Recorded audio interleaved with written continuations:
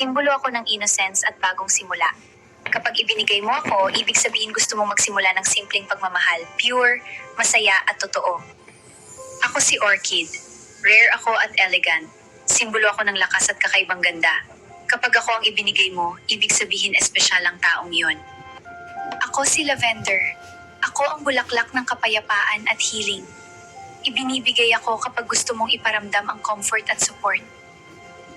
Ako si Tulip. Simple pero elegant. Simbolo ako ng perfect love at comfort. Ibinibigay ako kapag ang pagmamahal ay tahimik pero totoo.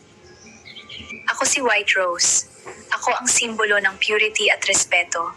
Ibinibigay ako kapag ang pagmamahal ay malinis, tapat at puno ng dignidad. Ako si Yellow Rose. Hindi lang ako para sa lovers, ako ang bulaklak ng pagkakaibigan. Ibinibigay ako kapag gusto mong ipakita ang saya at pagpapahalaga. Ako si Red Rose. Ako ang simbolo ng tunay at malalim na pagmamahal. Kapag ibinigay mo ako, ibig sabihin seryoso ka, tapat ka, at handa kang ipaglaban ng pag-ibig. Ako si Blue Rose. Rare at misteryoso ako. Simbolo ako ng imposible at kakaibang pag-ibig. Kapag ibinigay mo ako, ibig sabihin espesyal at handa kang sumugal.